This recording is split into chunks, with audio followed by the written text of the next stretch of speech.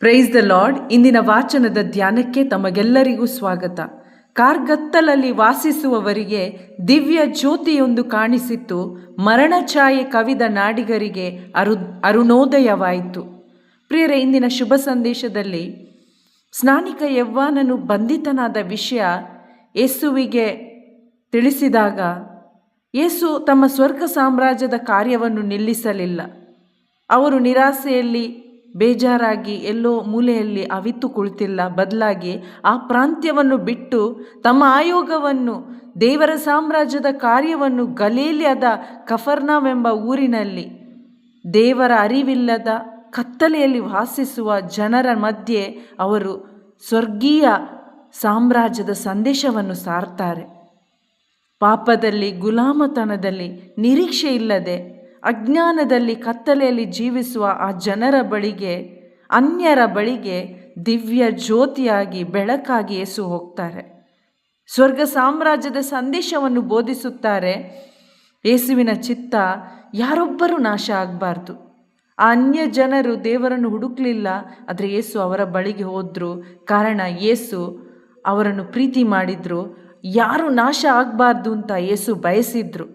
ಅವರಿಗೆ ಹೃದಯ ಪರಿವರ್ತನೆಗೆ ಯೇಸು ಕರೆ ನೀಡ್ತಾರೆ. ಪಶ್ಚಾತ್ತಾಪ ಪಟ್ಟು ಪಾಪಕ್ಕೆ ವಿಮುಖರಾಗಿರಿ, ದೇವರಿಗೆ ಅಭಿಮುಖರಾಗಿರಿ, ಸ್ವರ್ಗ ಸಾಮ್ರಾಜ್ಯ ಸಮೀಪಿಸಿತು ಎಂದು ಬೋಧಿಸುತ್ತಾರೆ. ಪ್ರಿಯರೇ, ಮಾನವನಾಗಿ ಯೇಸು ಸ್ವಾಮಿ ಧರೆಗೆ ಬಂದು ಜೀವಿಸಿ ನಮ್ಮೆಲ್ಲರಿಗೂ ಮಾದರಿಯಾಗಿದ್ದಾರೆ. ಅವರ ಕುಟುಂಬದಲ್ಲಿ, ಅವರ ವೈಯಕ್ತಿಕ ಜೀವಿತದಲ್ಲಿ ಸಮಸ್ಯೆಗಳು, ಸೋಲುಗಳು, ಸಂಕಷ್ಟಗಳು ಎದುರಾದಾಗಲೂ ಅವರು ಸ್ವರ್ಗ ಸಾಮ್ರಾಜ್ಯದ ಕಾರ್ಯ, ತಮಗೆ ದೇವರು ಕೊಟ್ಟ ಆಯೋಗವನ್ನು ಮುಂದುವರೆಸಿದ್ರು.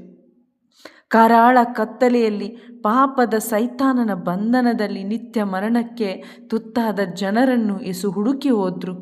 ದಿವ್ಯ ಜ್ಯೋತಿಯಾದ ಯೇಸು ಆ ಜನರಿಗೆ ಬೆಳಕಾದರು. ಅವರ ಜೀವಿತವನ್ನೇ ರೂಪಾಂತರಿಸಿದ್ರು, ಬೆಳಗಿಸಿದ್ರು.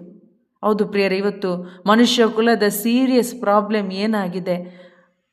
ಏನು ಕತ್ತಲೆ ಇದೆ? ಪಾಪವೆಂಬ ಕತ್ತಲೆ ಇದೆ. ಯೇಸು ಇಲ್ಲದ ಪರಿಸ್ಥಿತಿ ಎಲ್ಲರೂ ಎದುರಿಸ್ತಾ ಇದ್ದಾರೆ. ಆ ಕತ್ತಲೆಯ ಜೀವಿತ, ಪಾಪದ ಜೀವಿತ, ಭಯದ ಜೀವಿತವಾಗಿದೆ, ನಿರಾಸೆಯ ಜೀವಿತವಾಗಿದೆ. ಒಂದು ಮರಣದ ಭಯ ಅಲ್ಲಿದೆ. ಜೀವಿತದಲ್ಲಿ ಒಂದು ಹೋಪ್ ಇಲ್ಲದೆ ಇರುವ ಒಂದು ಪರಿಸ್ಥಿತಿಯಾಗಿದೆ. ಇದಕ್ಕೆ ಪರಿಹಾರ ಒಂದೇ ಪ್ರಿಯರೇ, ಕ್ರಿಸ್ತ ಯೇಸು ಆಗಿದ್ದಾರೆ. ಅವರು ನಮಗೆ ರಕ್ಷಣೆಯನ್ನು ತಮ್ಮ ಶಿಲುಬೆಯ ಯಾತನೆ, ಮರಣದ ಮುಖಾಂತರ ಕರುಣಿಸಿದ್ದಾರೆ.